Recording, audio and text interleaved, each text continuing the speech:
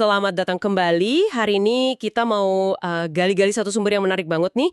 Buku komunikasi yang udah klasik. Judulnya The Art of Public Speaking, terbit pertama kali tahun 1915. Wah, udah seabad lebih ya. Jadi penasaran nih, isinya masih relevan nggak ya di zaman sekarang? Atau cuma ya barang antik aja? Nah, tujuan kita ngobrolin ini tuh buat ngebongkar ide-ide kunci dari bab 3 buku ini. Spesifiknya soal efisiensi lewat penekanan dan subordinasi. Kita lihat gimana sih caranya biar omongan kita pas presentasi atau rapat gitu bisa lebih ngena dan jelas.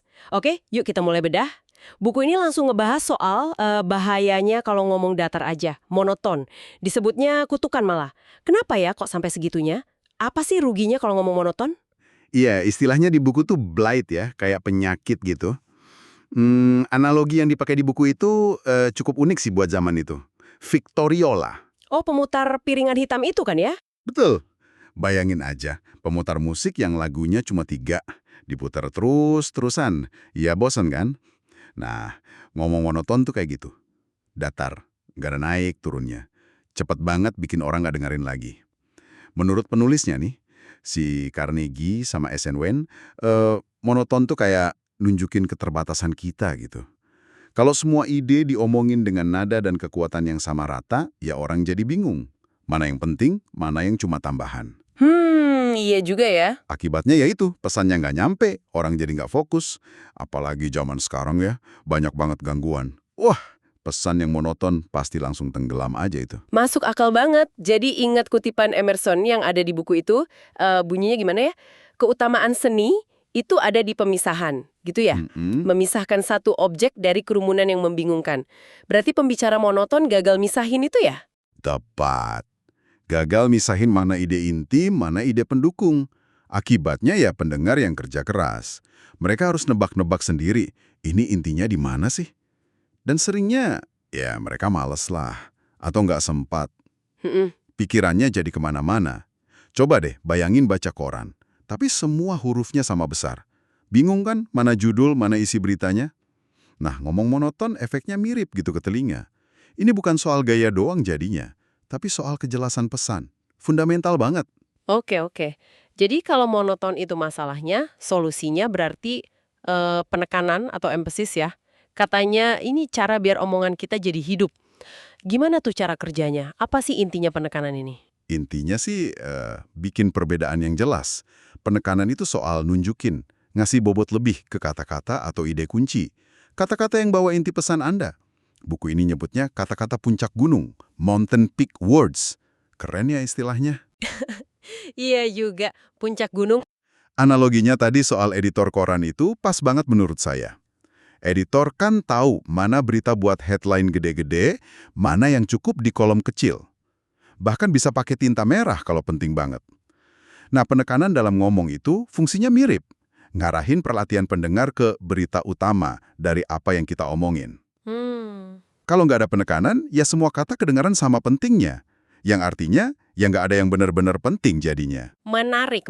Jadi bukan cuma soal keras pelannya suara ya, tapi lebih ke strategi ngarahin perhatian. Terus gimana caranya biar efektif? Kan bukunya tua nih, metodenya masih oke nggak dipakai sekarang? Nah, itu pertanyaan bagus. Ternyata, metode-metode di buku ini tuh dasar banget dan ya masih relevan kok. Coba kita lihat beberapa ya. Pertama, yang paling gampang mungkin kontras. Kontras, oke. Contoh di buku itu kuat banget. Takdir bukanlah masalah kesempatan. Ini adalah masalah pilihan. Kerasa kan? Penekanannya di takdir, kesempatan, sama pilihan itu muncul alami karena kalimatnya memang dibikin kontras gitu. Iya, jadi jelas banget ya kalau pilihan itu poinnya, karena dibandingin langsung sama yang bukan, yaitu kesempatan.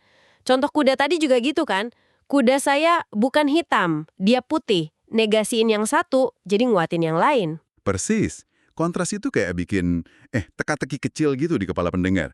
Pas kita bilang bukan X, mereka otomatis nunggu. Tapi apa dong? Nah, pas jawaban Y-nya datang dengan penekanan, wah, efeknya lebih kuat. Jadi kayak ada efek kejutnya gitu ya? Bisa dibilang gitu. Ini alat retorika yang, efektif banget buat memperjelas argumen. Dan ini bisa dipakai di mana aja loh. Presentasi bisa, nulis email juga bisa. Coba deh, kalau Anda mau klarifikasi sesuatu di rapat, pakai kontras biasanya paling cepet bikin orang ngah. Fokus kita bukan kurangin biaya, tapi naikin efisiensi. Nah, penekanan di situ bikin bedanya jelas. Oke, selain kontras yang jelas gitu, ada juga cara yang lebih halus ya. Membuat kata berbeda katanya. Ini lebih ke konteks sama cara nyampeinnya ya. Contohnya yang kutipan novel Robert Chambers itu. Iya, betul. Yang soal dituduh pengecut itu kan? Mhm. Terus dia jawabnya kan penuh emosi gitu. Ya, apa sebutan Anda kalau itu bukan kepengecutan? Apa Anda berharap saya? Kalau saya memang salah, apa yang saya lakukan akan jadi pengecut? Nah, kata-kata yang ditekankan kayak Anda, memang akan, itu kan nggak diteriakin ya. Tapi rasanya berat gitu. Ini poin penting banget. Ini nunjukin kalau buku ini, meskipun tua, udah paham kalau penekanan itu bukan cuma soal volume, bukan cuma fisik suara. Bisa lewat nada yang berubah dikit, intonasi naik turun, jeda sebentar sebelum kata penting, atau bahkan ngomongnya dilambatin pas di kata kunci. Oh gitu ya, jadi banyak caranya ya? Banyak. Di contoh Chambers tadi, ya konteksnya dia dituduh. Itu yang bikin kata-kata tertentu jadi panas. Penekanan bisa muncul dari ironi, ragu-ragu, yakin banget, atau emosi lain. Intinya gimana kita ngewarnain kata itu pakai makna lewat cara ngomong kita. Ini mungkin lebih susah ya daripada cuma naikin volume, tapi hasilnya lebih mantap buat komunikasi yang butuh nuansa. Lalu ada juga metode menekankan ide baru. Contohnya, Republik butuh hari ini manusia baru. Manusia yang paham soal tanah, soal biji-bijian, soal alat. Kata baru itu otomatis dapat penekanan ya, karena ngenanin konsep baru. Sama juga kayak tanah, biji-bijian, alat, itu kan baru disebut. Kayak ini alami banget sih, kalau kita ngenalin sesuatu yang baru pas ngobrol kan emang cenderung agak ditekenin ya. Iya, dan ini penting buat jaga alur pemahaman pendengar. Penekanan di ide baru itu kayak ngasih tanda, perhati nih, ini info baru penting. Biar pendengar bisa nyambungin info baru ini ke apa yang udah mereka tahu. Kalau nggak ditekenin, bisa aja kelewat atau dianggap nggak penting. Bener juga. Kalau lagi presentasi misalnya, pas ngenalin fitur produk baru atau data penting baru, dikasih penekanan dikit aja di vokal itu bisa ngaruh banget keingatan audiens. Oke, terus beda lagi nih, tingkat penekanan yang bervariasi. Yang kutipan pidato Wendell Phillips itu kan ya, bandingin Toussaint Louverture sama Napoleon, Cromwell, Washington. Di teks aslinya kan banyak kata yang dicetak miring tuh, kayak tidak ada pembalasan, anakku, tidak pernah ingkar janji, mempertaruhkan kerajaannya. Banyak banget yang ditekenin. Tapi masa sama penting semua? Nah, ini dia nih kuncinya. Justru buku ini ngingetin, jangan sampai kita nekenin semua. Kalau semua ditekenin, ya nggak ada yang nonjol dong jadinya. Justru seninya penekanan itu ada di variasi sama gradasinya. Gradasi? Maksudnya? Ya kayak musik gitu loh. Ada bagian yang keras, forte. Ada yang lembut, piano. Ada yang makin lama makin keras, ada yang makin lembut. Nah, pembicara yang jago itu mainin tingkat penekanan ini. Ada kata-kata puncak gunung yang paling kuat tekanannya, ada bukit yang disorot dikit, ada lembah yang biasa aja. Kemampuan bikin kontur vokal kayak gini yang bikin omongan jadi hidup, nggak datar atau teriak-teriak terus.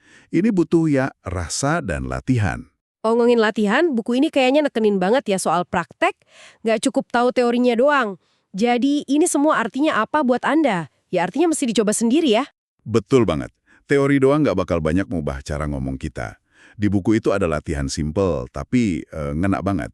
Ambil satu kalimat, terus baca ulang berkali-kali. Tiap baca, sengaja tekenin kata yang beda. Oh yang contoh itu ya? Iya, misalnya kalimat, saya tidak bilang dia mencuri uang itu. Coba deh, tekenin saya. Mungkin orang lain yang bilang. Terus ganti, tekenin tidak, buat nyangkal keras. Ganti lagi, tekenin bilang. Mungkin cuma ngasih isyarat. Terus dia, mungkin orang lain. Terus mencuri, mungkin minjem. Terus uang, mungkin barang lain.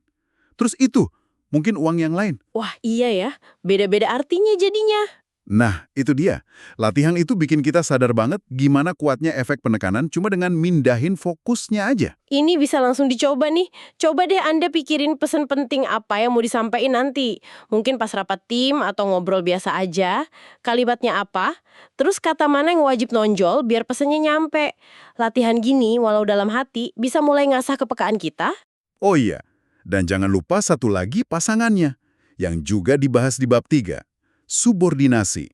Kalau penekanan itu soal bikin terang yang penting, subordinasi itu kebalikannya. ngeredupin yang kurang penting. Oke. Jadi ini pelengkapnya ya? Betul. Ini seni buat ngomongin bagian kalimat atau ide yang cuma pelengkap, atau transisi, atau detil kecil, itu dengan lebih cepat atau lebih lembut. Oh, jadi kayak di foto ya? Fokusin lensa ke objek utama, penekanan, terus latar belakangnya dibikin agak blur, subordinasi, biar objeknya makin kelihatan. Wah, analoginya pas banget itu. Subordinasi bantu bikin jelas dengan ngurangin gangguan di sekitar ide utama. Kalau nggak ada subordinasi, semua info, penting nggak penting, rebutan perhatian pendengar. Pembicara yang bagus itu tahu kapan mesti ngebut dikit pas ngomongin kata sambung atau anak kalimat, dan kapan mesti pelan dan ngasih bobot ke poin kunci. Sip. Jadi, nguasain dua-duanya ini, penekanan dan subordinasi, itu kunci buat ngomong yang efisien dan ngena. Oke, jadi kalau kita rangkum bab 3 ini, biar ngomong kita efektif dan nggak monoton, kita perlu pakai penekanan secara sadar. Tonjolin kata kunci lewat kontras, konteks, pas ngenalin ide baru, dan yang penting, pakai tingkat kekuatan yang beda-beda, bervariasi. Dan di saat yang sama, kita juga perlu pakai subordinasi. Redupin bagian yang kurang penting biar fokusnya tetap ke pesan utama. Ini bukan soal trik ya, tapi lebih ke kejelasan dan gimana kita ngarahin perhatian pendengar. Tepat. Tapi ada satu catatan penting nih yang kayaknya penting banget dari buku ini. Semua teknik tadi, penekanan, subordinasi, kontras, variasi, itu kan alat ya. Iya, alat. Nah, mereka itu paling bagus kalau dipakai buat nyajiin substansi yang emang berbobot. Buku ini di bagian lain juga nekenin banget pentingnya have something to say. Intinya, kita harus punya sesuatu yang emang pantas buat diomongin. Teknik-teknik ini bantu biar substansi itu keluar, bukan malah gantiin substansinya. Wah, ini pengingat yang bagus banget. Teknik racik teknik, ya bisa jadi kosong lompong ya. Ini jadi bikin mikir nih. Betul. Jadi muncul pertanyaan penting buat direnungin nih. Buat Anda juga para pendengar. Gimana caranya kita bisa yakin kalau penekanan dan subordinasi yang kita pakai itu benar-benar nguatin makna dan isi pesan kita, bukan malah nutupin kalau isinya kurang, atau malah manipulasi orang pakai kata-kata kosong. Gimana jaga biar teknik ngomong yang bagus itu sejalan sama isi pesannya yang benar dan jujur? Pertanyaan reflektif yang dalam nih buat kita bawa pulang. Teknik itu pelayan bukan majikan. Oke deh, terima kasih banyak sudah menyimak obrolan kita kali ini. Kita udah gali bareng-bareng ya kearifan komunikasi dari seabad lalu yang ternyata masih relevan banget. Semoga ini ngasih ide buat lebih sadar lagi pakai suara Anda. Sampai ketemu lagi di lain kesempatan.